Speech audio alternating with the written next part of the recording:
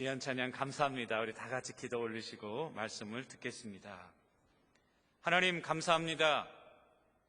좋은 날을 주시고 건강한 몸과 마음과 아름다운 교회들을 주셔서 한 마음으로 나와 예배하며 찬양하며 기도하며 경배하는 은혜의 시간 허락하심을 감사합니다. 말씀 가운데 우리의 마음과 생각을 집중하기를 소원합니다. 성령의 세미한 음성 듣도록 우리의 영안을 열어 주시옵소서. 세상의 걱정과 근심, 많은 염려들을 십자가 앞에 내려놓고 진리 안에 자유케 되는 성령의 큰 은혜를 경험하도록 성령의 역사하심을 허락하여 주옵소서. 말씀을 전하는 자나 듣는 자가 한 마음으로 주님께 찬양과 진심으로 경배하기를 소원합니다. 영광 거두어 주시옵소서. 예수님의 이름으로 간절히 기도 올리옵나이다. 아멘. 주의전으로 나오신 모든 분들을 주님의 이름으로 사랑하고 축복합니다. 여호수아 18장은 이스라엘이라고 하는 나라라고 하면 나라이지만은 그 이스라엘이 아주 독특함을 우리에게 보여주는 장입니다. 이스라엘은 결론적으로 이야기하면은 나라라기보다는 신앙, 운명, 공동체입니다. 한 가족과 같은 개념이 이스라엘입니다. 이스라엘을 생각할 때 여러분, 이스라엘은 하나의 그 조직체다. organization 아닙니다. organization이 아니라 organism입니다.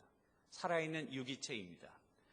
서로가 서로에게 긴밀하게 연관이 돼 있고요. 서로가 서로에게 영향을 미치게 돼 있고요. 서로가 서로에게 책임을 지면서 함께 살고 함께 죽는 것이 이스라엘 공동체였습니다. 이스라엘 사람들은 너 죽고 나 살자 그거 없어요. 너 죽으면 나 죽는 거예요. 함께 살아가도록 운명 공동체입니다. 가족 공동체라고 하면은 여러분, 이스라엘은 어떻게 보면은 큰 가족과 같습니다. 그들이 칭하는 그 명칭이 The Children of Israel, 이스라엘의 아들들이다. 자기들을 그렇게 얘기해요. 이스라엘이라고 하는 말이 무엇입니까? 야곱의 다른 이름입니다. 한 아버지의 아들이라는 것입니다. 하나님을 부를 때 God of Abraham, God of Isaac, God of Jacob, 그건 무슨 의미입니까? 하나님은 멀리서 하늘 높은 곳에서 거룩하게 존재하는 그 하나님이다라는 의미도 있지만 더 깊게는 하나님은 This God of our family, 우리 가족의 하나님이란 말이에요. 우리 아버지 하나님, 우리 할아버지 하나님, 우리 증조부의 하나님, 그 하나님이라는 고백이 God of Abraham. 이스라엘 사람들은 그래서 하나님을 가족적인 개념으로 우리 아버지의 하나님으로, 하나님을 우리 아버지로 이렇게 생각했다는 것입니다. 마지막 이 두 개념을 한꺼번에 묻는 것이 신앙 공동체입니다. 이스라엘 백성들은 어떻게 보면은 우리가 잘못 생각하면 그들이 혈연적으로 연결된 것 같지만은 여러분, 성경을 잘 읽어보세요.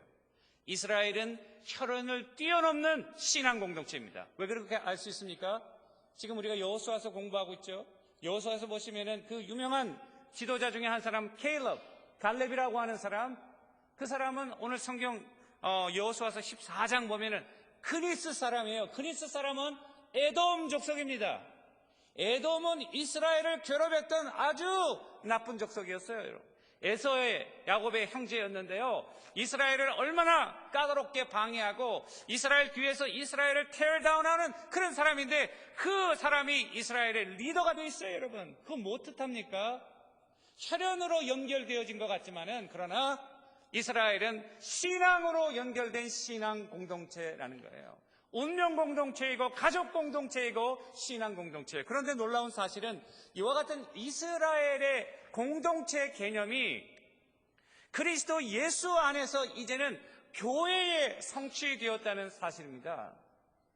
교회를 이야기할 때에 운명 공동체이다, 신앙 공동체이다, 구약 이스라엘에서 적용했던 공동체 개념이 어디에서 형성되고 있냐면은 바로 신약의 교회에 이루어지고 있습니다.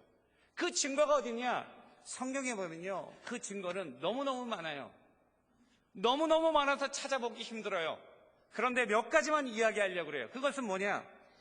구약의 이스라엘을 칭하는 명칭들이 있어요. 예를 들면은 아브라함의 자손이다, 하나님의 가족이다, 권속이다, 또 하나님의 포도원이다, 하나님의 나라이다, 선민이다, 이스라엘이다, 이런 단어들이 교회를 지칭하는데 그대로 사용되고 있습니다. 그 예는 에베소서 2장 19절, 그러므로 이제부터 너희는 외인도 아니고 나그네도 아니고 오직 성도들과 동일한 시민이요 하나님의 권속이라. You are God's household.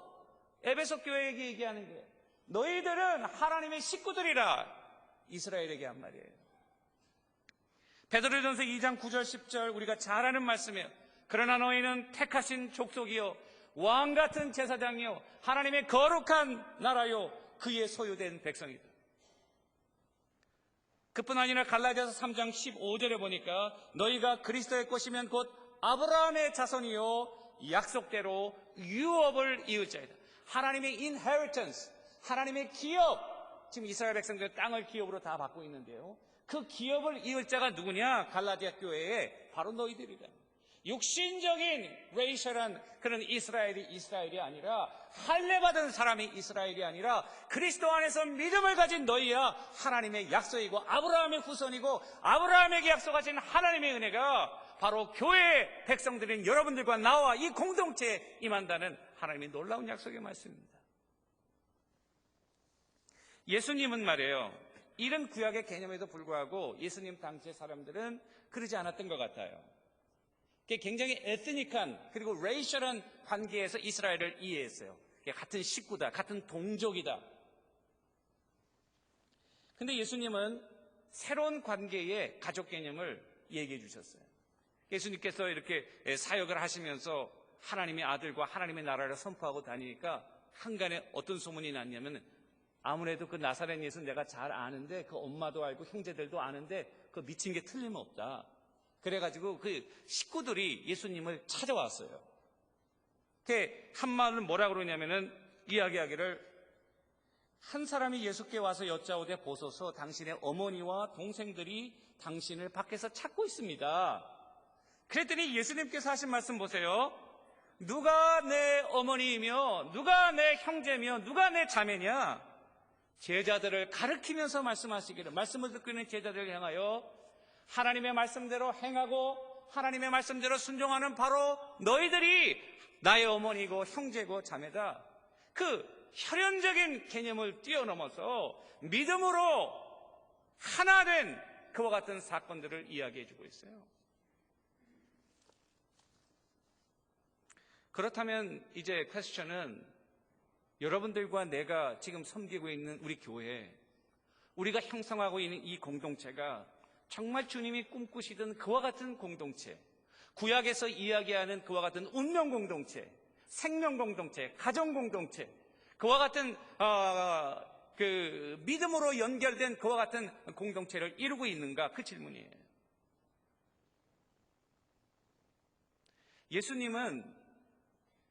예수님이 만약에 우리 교회를 보실 때에 이 교회 KCPC야말로 내가 원하던 공동체다, 그렇게 말씀하실 거예요. 우리가 서로를 위해서 정말 사랑하고 하나님의 뜻대로 정말 운명 공동체로 서로에게 아픔과 그런 고통들을 나누면서 하나님 원하시는 그런 방향으로 우리 교회가 나가고 있는 거예요.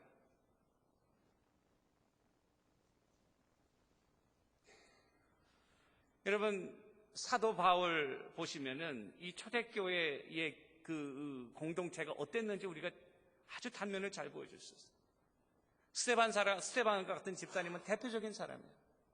스데반 집사님은 초대교회 7집사 중에 한 분이었어요. 복음을 전할 때에 아주 그 메시지가 파워풀했고, 그 메시지를 아주 듣기 싫어해가지고 사울이라고 하는 청년이 옷을 벗어놓고 이 사람을 죽여도 괜찮다 증거를 삼고 많은 사람들이 돌로 쳐서 스데반을 죽인 거예요. 그런데 그 죽는 스데반의 모습이 천사의 얼굴과 같아요. 자기를 향하여 돌을 던져가지고 피를 흘리면서 죽고 가는데, 너 두고 보자, 천국에 가면 하나님께 얘기해가지고 큰 벼락을 내려서 너 벼락 맞아 죽어라, 그게 아니에요.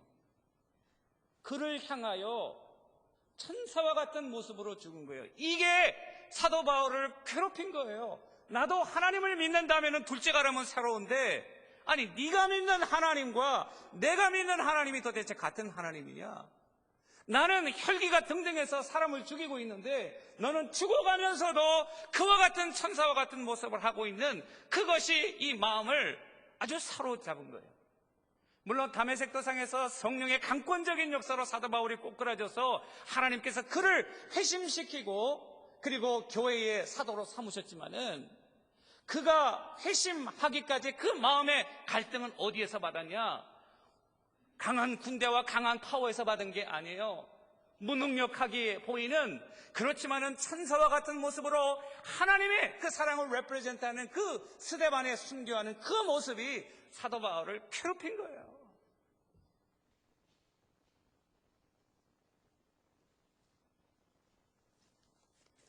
여러분들과 내가 지향해야 될 교회 공동체, 정말 서로에게 책임질 수 있냐? 서로를 뜨겁게 사랑하고 서로의 아픔을 내 아픔처럼 생각하면서 정말 하나님이 말씀에 보시고자 하시는 그런 공동체로 우리가 성숙하고 발전해 나가야 되죠. 어떻게 하면 이런 공동체로 우리가 성숙될 수 있을까? 저의 기도 제목이고 우리의 과제라고 생각합니다. 오늘 말씀해 보니까 하나님의 교회는 하나님 중심이어야 됩니다. 오늘 여호수아서 18장 1절에 보니까 온 회중이 실로에 모였다고 되어 있습니다. 거기에서 회막을 세운 거예요. 회막은 the meeting of tent, 그 하나님의 장막이고 거기서 사람들이 모이는 장소로 사용했습니다. 레위기와 출애굽기에 보면 이 회막에 대해서 자세히 나와 있습니다. 회막은 하나님께서 영광의 구름 가운데 임재하시는 장소였습니다. 그 안에는 하나님의 언약궤가 있었어요. 그 앞에 설 때마다 사람들은 in the presence of God, 하나님의 임재 가운데 섰습니다. 자기의 욕심도, 자기의 이기심도, 자기의 어젠다도, 자기의 모든 갈등도 다 내려놓고 하나님의 임재 앞에 서는 거예요. 그러면서 우리가 누구인가? Who are we? 우리가 출애굽으로부터 노래 가운데 있었는데 왜 하나님이 이렇게 이끌어내셔서 광야에서 40년 동안 먹이시고 또 여호수아를 세워서 요단강을 건너게 하시고 치게 하시고 정착하게 하시고 도대체 이런 일이 What's happening around us? 우리가 이와 같은 하나님의 큰 목적 가운데 우리가 누구인가? 어떠한 자세로 어떻게 나가야 되는지 우리의 영적인 정체성, 하나님 앞에서 우리가 누구인가를 겸손하게 그리고 직선적으로 볼 수 있는 그 하나님의 은혜의 장소가 어디냐? 회막이에요. 어려운 문제가 생겼을 때 하나님의 종들이 이 앞에 엎드려요. 하나님의 백성들의 문제가 있을 때 이 앞에 엎드려 기도해요. 그럼 하나님의 영광 가운데 나타나셔서 하나님이 자신을 계시하시며 이스라엘 백성들을 인도하시는 장소예요. 지금 지난주 17장에 보니까 한참 바쁠 때예요. 사실은 지금 정복전쟁을 거의 다 마무리 짓고 이제는 지파별로 분배해가지고 빨리 들어가는 그 중간에 왜 갑자기 이렇게 다 모든 것을 중단하고 하나님 앞에 모여 했을까요, 여러분? 그것은 17장에서 힌트를 얻을 수 있습니다. 요셉 자손이, 아니 우리 땅은 요셉의 자손인데 우리가 누구냐? 우리 아니면 너희들 다 죽었잖아. 우리 요셉으로 말미암아 이렇게 민족을 이루고 했는데 왜 우리 땅을 조금밖에 안 주는 거야? 더 큰 땅을 달라. 불평이 나온 거예요. 다른 7지파들은 아직 땅도 분배받지 못했는데 땅을 분배받은 이 요셉 자손들이 더 분배받게 해달라고 불평하는 거예요. 그래서 하나님 앞에 제비 뽑기 위해 모였어요. 하나님 앞에서 이제 어떻게 해야 될까? 땅 요구하기 전에 하나님 앞에서 우리 자신의 모습들을 한번 보는 거예요. 하나님의 임재 앞에 선 거예요. 이스라엘 백성들, 너 잘되고 그리고 너 못돼도 나만 잘되면 된다. 그 생각 버리라 그 말이에요. 우리가 누구냐? 다 죽을 목숨 하나님이 건져서 생사고락을 같이 해서 We are here. 우리가 다 같이 살아야지. 너만 잘 살겠다고 그러는 거, 이거 하나님. 유대인들은 지금도 마찬가지입니다. 여러분 저쪽 비치우드 에어리아 유대인들이 많잖아요. 저는 그 유대인들에 대한 많은 소문을 들어요. 그 중에 하나는 새로운 사람이 이렇게 러시아에서 이민해 온다든지, 러시안 주죠. 다른 동북에서 이민해 오면은 거기 주이시 커뮤니티 센터도 있잖아요. 거기서 직업 훈련도 해주고 먹고 살 수 있도록 아파트도 얻어주고 그냥 전적으로 서포트한대요. 그래가지고 그 사람이 완전히 그 분야에서 정착해서 살만할 때까지 아무런 조건 없이 도와주는 거예요. 한 형제자매. 그러면은 다 성공한 다음에 그 사람이 원하는 것은 가팔 아니에요. 다음에 너와 같은 사람이 또 올 거 아니냐. 그러면 now it is your turn. 네가 도와주라는 거예요. 그러면서 이 하나님의 역사를 한 사람을 위해서 계속적으로 창출해 나가는 거예요. 하나님이 그렇게 하도록 하셨어요. 이스라엘은 brothers and sisters. 우리 그리스도 안에서 한 형제자매. 그런 개념이에요.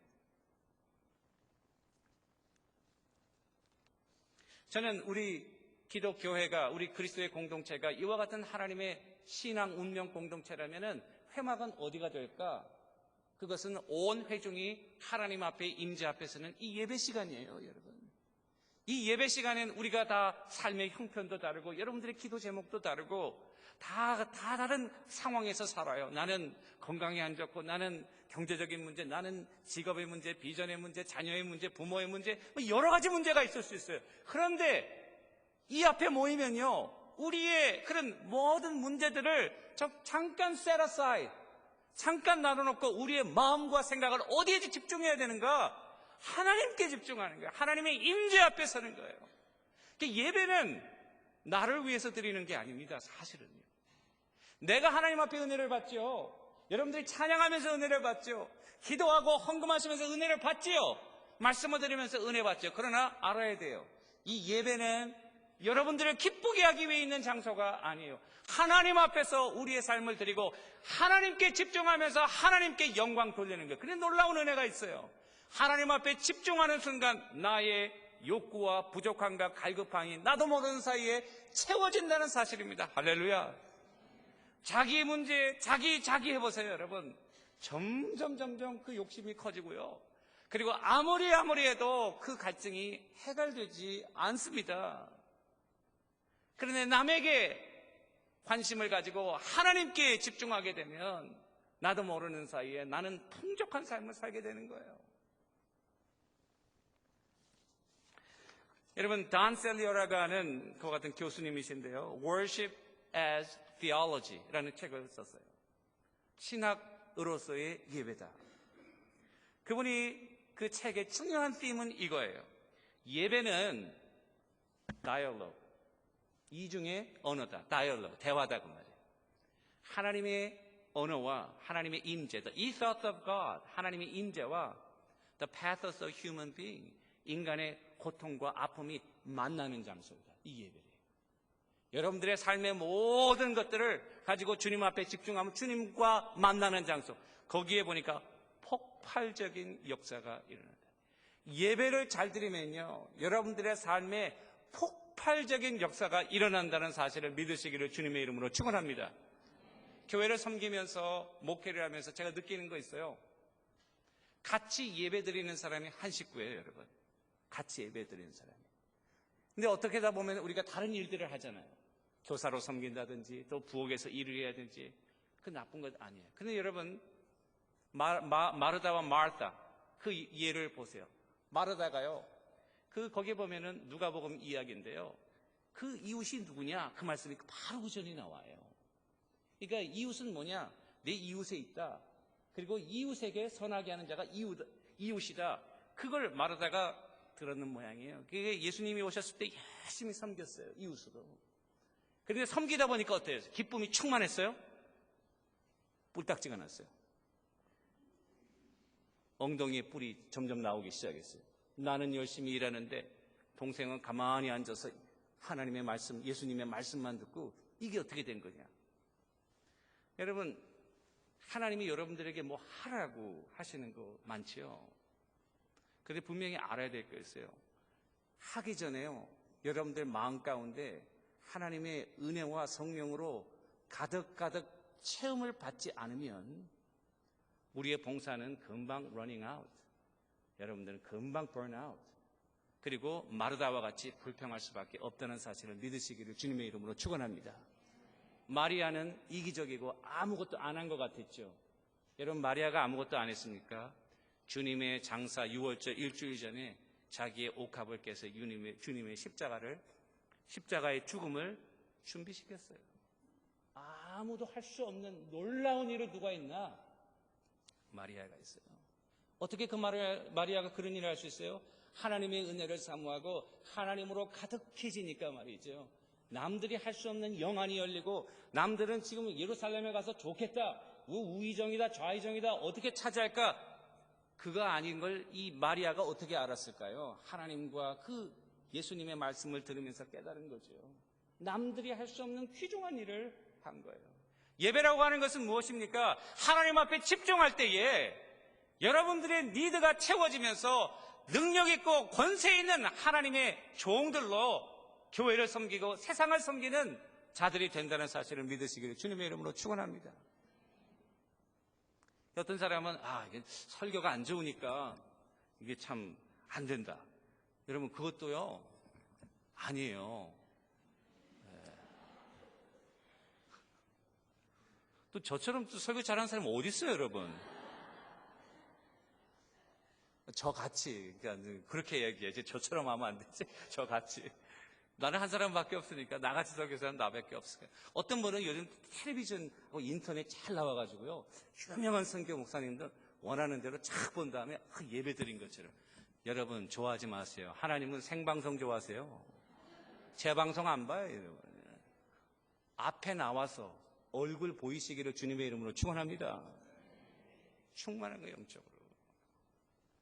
이런 공동체가 하나 되는 것을 위협하는 요소들이 몇 가지 있어요. 그건 이기주의인데요. 이기주의는 두 가지가 있어요. 하나는 집단 이기주의가 있고요. 하나는 개인 이기주의가 있어요. 집단 이기주의는 요셉의 자손들이 남들 생각 안 하고 자기만 생각했던 그거예요. 개인 이기주의는 아간 말이죠. 하나님께서 하지 말라는 거를 자기 욕심 때문에 한 거예요. 그 결과가 어땠어요? 다 망하는 거예요. 이기주의를 우리가 늘 버려야 돼요. 리더가 되면 될수록 욕심을 버려야 돼요. 내려놓는 법을 배워야 돼요. 저는 타주에서 교회를 섬길 때 교회 지도자들 사이에 분열이 일어나는 그런 가운데 그런 사건을 경험했어요. 그런데 가만히 지금 10년이 더 지난 일인데도 가만히 그때를 종종 생각해요. 근데 왜 그런 일이 일어났을까? 뭐 때문에 그런 줄 알아요? 이기주의예요. 욕심 때문에. 욕심이요, 아무것도 아닌 것 같아도 얼마나 아주 데바스테이팅한 리절트를 가져온다고요. 성도들을 얼마나 많이 다치게 하는지 몰라요, 리더들의 욕심이요. 그리고 교회의 문을 닫고요, 하나님의 영광을 가려오는 걸요, 제가 아주 뼈저리게 체험했어요. 우리는 욕심을 버려야 돼요. 믿으시면 아멘, 여러분. 옆 사람한테 한번 얘기하세요. 욕심을 버립시다. 욕심을 다 버려야죠. 여러분들과 내가 욕심을 버려야 된다. 하나님의 일을 하면 할수록 하나님의 종들 보세요. 사도 바울은 욕심을 버렸어요. 자기가 해도 아무런 지장이 없는 그런 권리조차도 이 사도 바울은 포기했어요.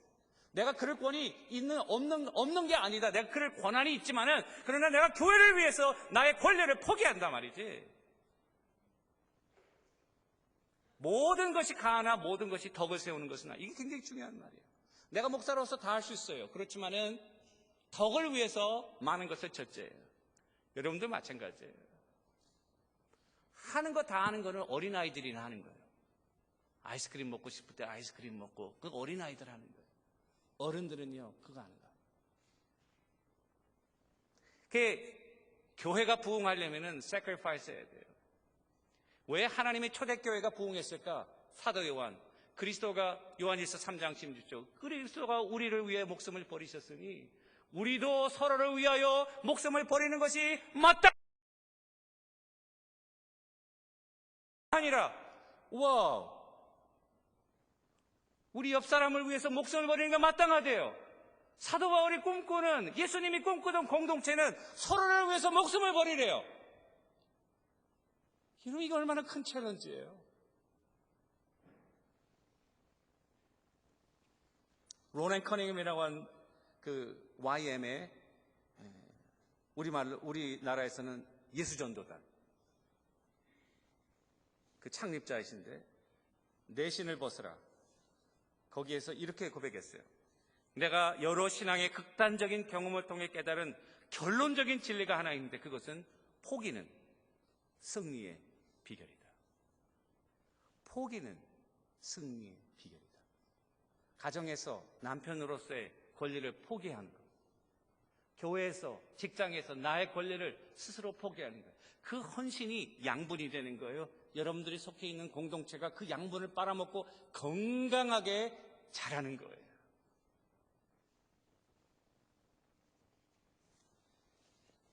여러분들과 나는 정말 하나님 앞에 이와 같은 헌신할 수 있는 귀한 종들이 되시기를 주님의 이름으로 축원합니다.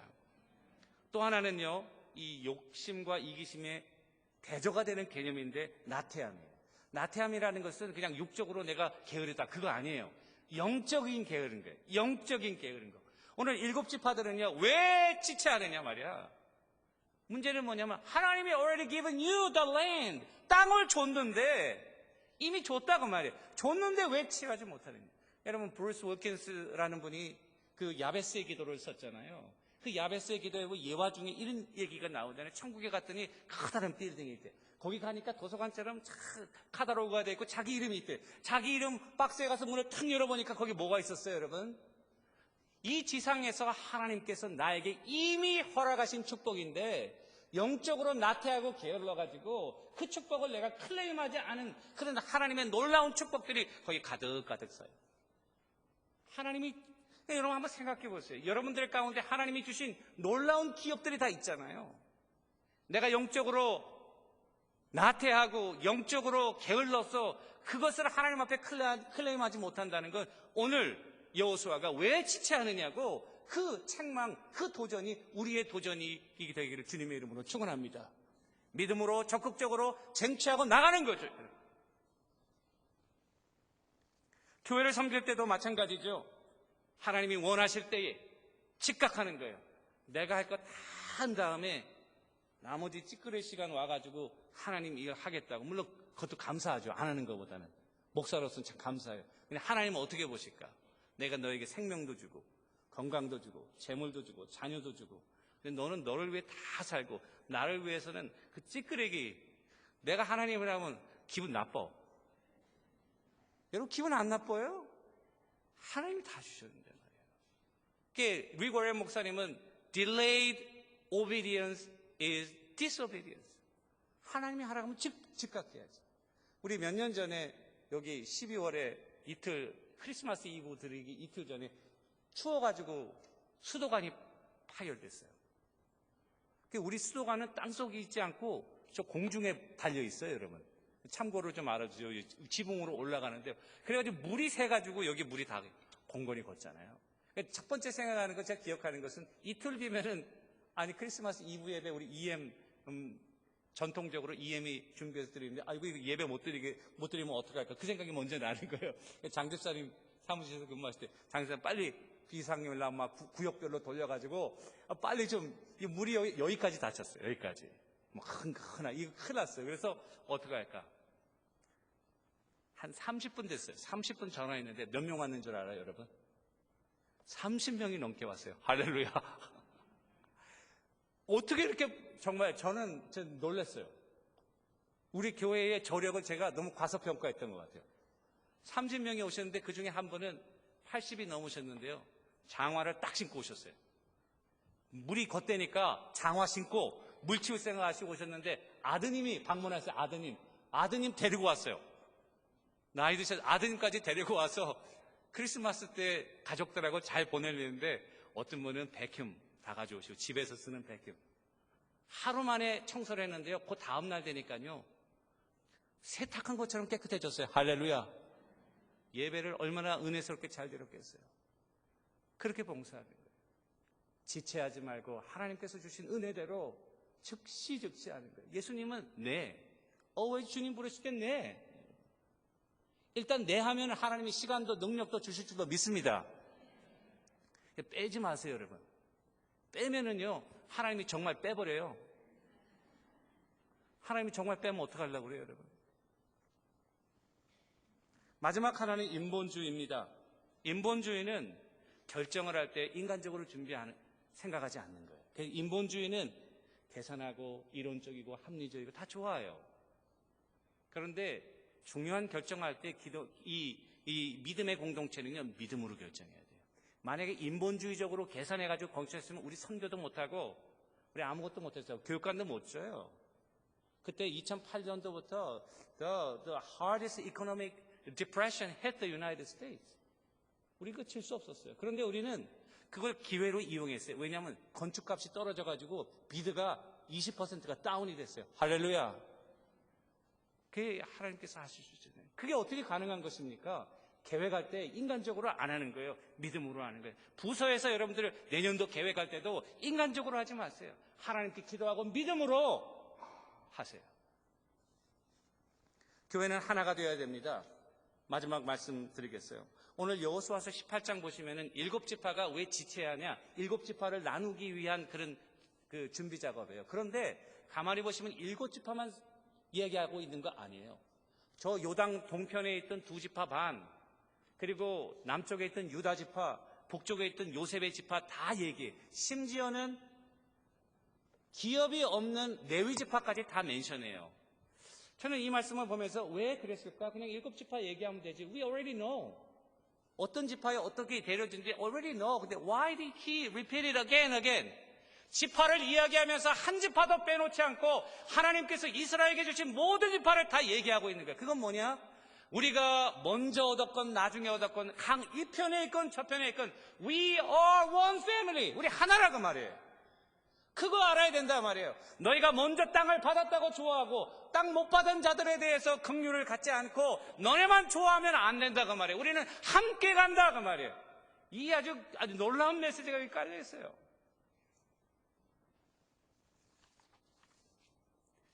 저는 우리 교회를 섬기면요, 교회처럼 다양한 그런 집단은 없는 것 같아요. 군대 가도 사람들이 다양하지만 교회는 더 그런 것 같아요. 사람들이 더 많으니까 그런가. 그런데 이렇게 다양한 사람들, 배경도 다르고 성격도 다르고 모든 것 다르지만 이거 하나로 묶는 거 있어요. 그거는 믿음이에요. 그 믿음이에요. 갈라디아서 3장 27절 보니까 종이나 자유자나 여자나 남자나 헬라인이나 유대인이나 그리스도 안에서 다 하나가 되었다고 말이죠. 여러분들과 나는 뭐 다르게 성격도 다를 수 있어요. 또 뭐 다 여러 가지 다를 수 있어요. 그런데 그거는요 다 별로 중요한 거 아니에요. 정말 여러분과 나를 하나를 묻는 것은 하나님이 한 분이시고 그가 우리 아버지 예수 그리스도가 우리의 구원자시고 우리에게 성령이 있고 한 믿음이 있고 한 성경이 있고 한 세례를 받은 그것이 여러분들과 나를 하나로 묶는 줄로 믿습니다. 그와 같은 성령의 은혜 가운데 여러분들의 다양성이 어우러져서 마이너스가 아니라 강점이 되는 거예요. 하나님의 영광을 여러 면에서 드러낼 수 있는 능력 있는 공동체로 성장하고 발전하는 거예요. 획일적인 게 하나님 기뻐하시는 거 아니에요. 성령의 은혜 가운데 성령의 도우심을 받아서 여러분들 나름대로의 은사와 재능을 따라 하나님을 섬기는 이 교회는 강건하게 믿음 가운데 바로 서는 줄로 믿습니다, 여러분. 한 비전을 가져야 될 것 같아요, 우리 교회가. 리더로서 중요한 것은 비저닝 하는 것 같아요. 저는 지난 8년 동안 우리 교회를 가만히 섬기면서 정말 비전대로 다 됐어요. 우리 교회가 정말 하나님 젊은이들로 넘치게 하옵소서. 젊은 사람들이 얼마나 많은지 제가 처음 왔을 때 한 50 넘으신 분들이 우리 교회 60%가 넘었던 것 같아요. 근데 시간이 지날수록 젊은이들이 우글거리고 정말 주의 청년들이 구름대와 같이 오게 하옵소서. 정말 얼마나 기도하고 우리 미션 스테이트먼트 정말 하나님이 그렇게 보내주시는 거예요. 하나님 선교할 수 있도록 도와주세요. 선교가 되는 거예요, 여러분. 찬양 예배 할 수 있도록 도와주세요. 지금 찬양 예배 얼마나 멋있어요, 여러분. 정말 많은 인원들이 정말 재능과 달란트로 하나님 앞에 하나님 비전대로 요즘은요 하나님 우리 니카라구아 선교하고 있지만은 그 아프리카 한번 꼭 가고 싶은 마음이 제가 몇 년 전부터 드는 거예요.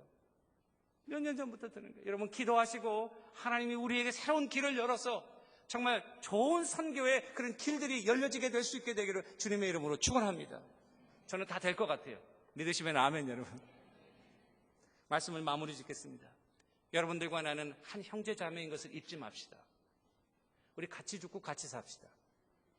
그리고 정말 주님 가신 그 길을 서로 도와가면서 위로하고 여러분 이민 생활에 있어서 저는 교회는 가족이라고 생각해요. 단순한 혈연을 떠넘어서 정말 신앙으로 하나 되는, 서로를 위해서 뜨겁게 책임지고 위해서 기도하는 그와 같은 아름다운 사랑의 공동체를 우리가 꿈꾸고 그것을 위해서 희생하고 헌신하고 이와 같은 스트롱한 공동체를 통해서 하나님이 이 클리블랜드와 온 미국을 통해서 놀라운 역사를 하시지 않겠나. 우리가 준비가 된다면 하나님은 지금 기다리고 계실 거예요. 그 역사를 위해서 여러분과 오늘 정말 하나의 미랄에 대해서 썩어지는 여러분들과 내가 되기를 주님의 이름으로 간절히 축원합니다.